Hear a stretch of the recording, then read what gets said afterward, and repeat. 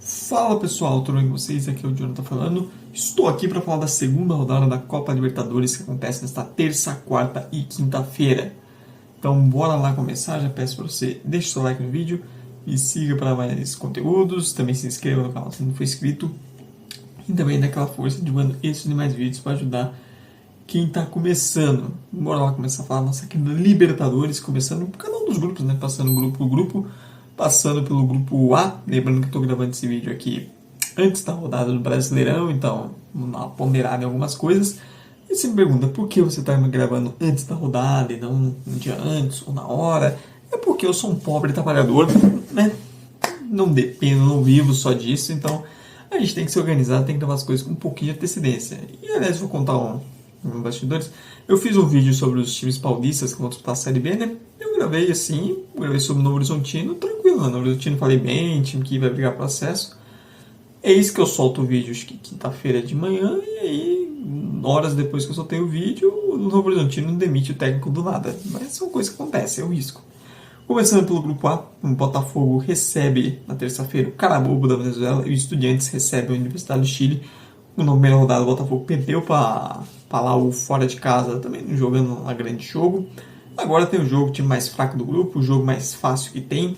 É jogo para vencer, para fazer os 3 pontos obrigatórios. Essa é aquela partida que, assim, é obrigação vencer qualquer coisa, independente de qualquer contexto, que não seja a vitória, é muito ruim. Do outro lado, você tem o Estudiantes e a Universidade do Chile.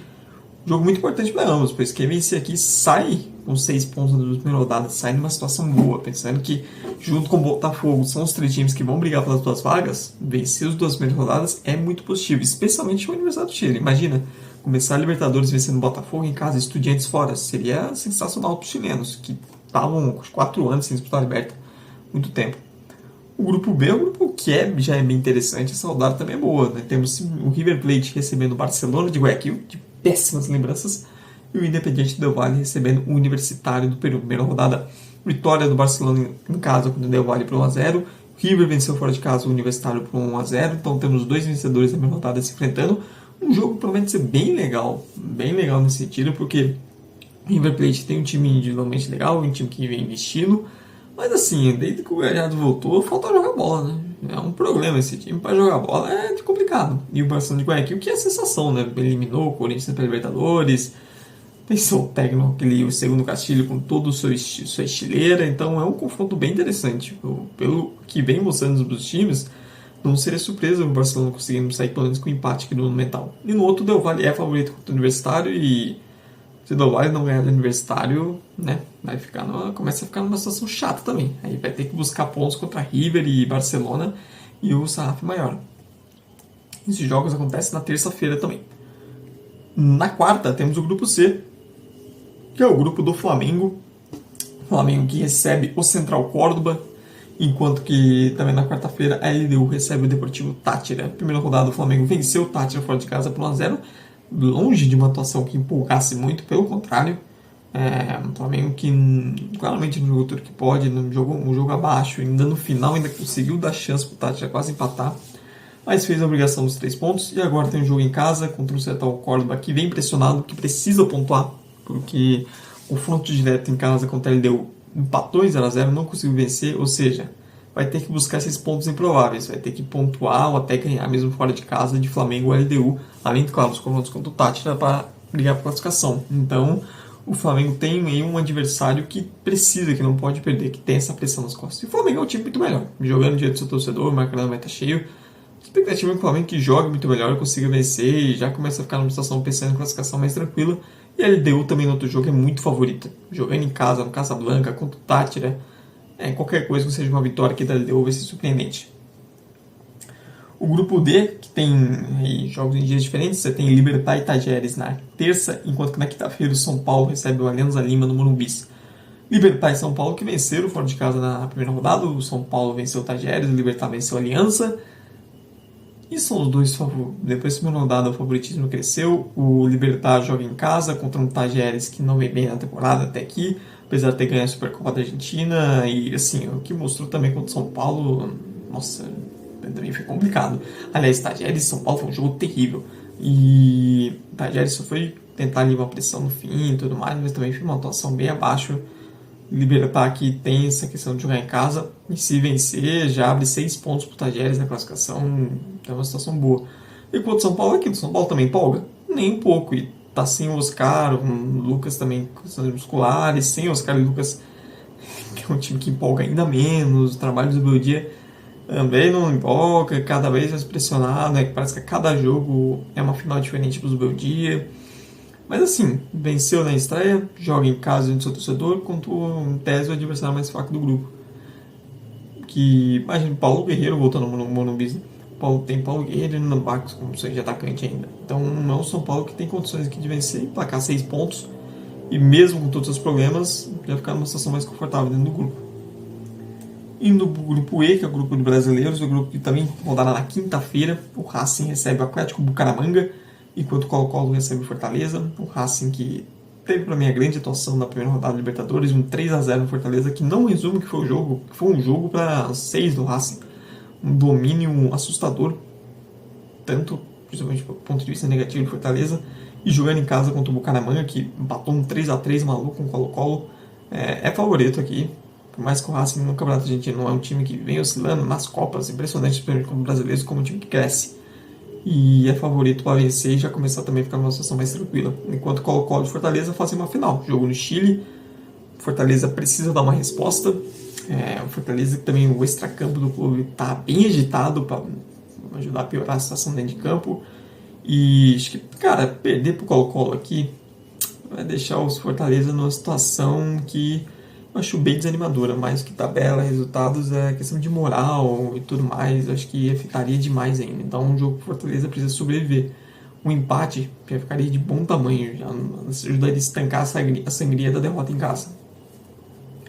Caminhando para o grupo F, o grande grupo dessa Copa Libertadores, o grupo que tem rodada na quarta-feira e também na quinta. Na quarta temos o Nacional enfrentando o Bahia e na quinta temos o Internacional recebendo o Atlético Nacional.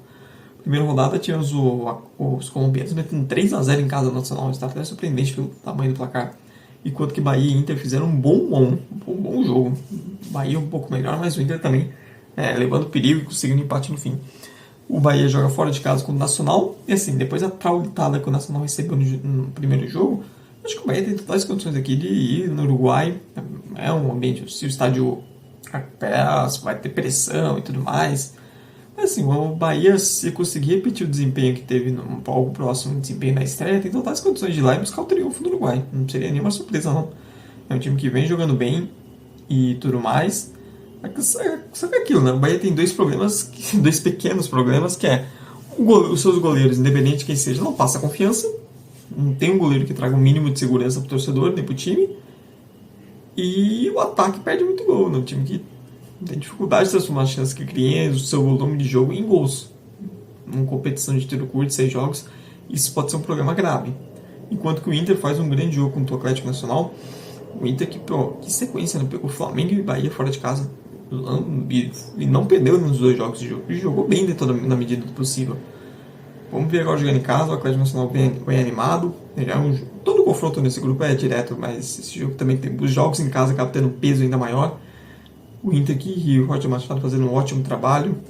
É um jogo para, se você vencer, aumenta ainda mais a moral, embala ainda mais o time, mas também aqui é aquilo. Todo jogo em casa é uma final. Se você consegue pontuar fora nesse grupo, também te dá uma liberdade que, mesmo que você perca pontos em casa, você também não fica numa situação tão desesperadora assim. Indo para o grupo G, o grupo do Palmeiras, que tem 2 jogos na quarta-feira, 9h30. Não deve ser o jogo da Globo, inclusive. O Palmeiras recebe o Cerro Porteño no Allianz, enquanto que o Bolívar, na La Paz, recebe o Sport Cristal. O Bolívar, que no jogo de ida perdeu o Cerro Porteño 4-2 no Paraguai. O Ramiro Vaca fez 2 puta golaços, né? Um de bicicleta de falta. E aquilo, né? Jogando em casa, altitude, contra o Sport Cristal, é muito favorito. Até porque o Bolívar, nos últimos anos, vem também sendo um time que fora da altitude vem melhorando, ou seja, vem tendo desempenhos melhores, ou seja, então quando tem altitude a seu favor, é um time que rende ainda mais. Já Palmeiras e Cerro Porteño é um confronto direto, os 2 vencedores da primeira rodada. É um Palmeiras que empolga, continua não empolgando, nem um pouco, mas sofreu muito mais do que se esperava contra o Sport Cristal, ficou na frente do placar 2 vezes, conseguiu tomar empate 2 vezes, conseguiu descer nos acréscimos. Assim, é um jogo que, na teoria, é pro Palmeiras conseguir vitória. O Palmeiras é um time melhor que o Cerro. O problema é o Palmeiras jogar o bem o suficiente para isso. Então o Cerro vem para cá olhando para esse jogo pensando, dá para pelo menos sair com empate, por toda a instabilidade, por toda essa falta de desempenho sequente do Palmeiras. Jogando em casa, o Palmeiras é favorito e tem a obrigação, e sim, tá devendo, né? Tá devendo melhores atuações para o torcedor, não apenas resultado.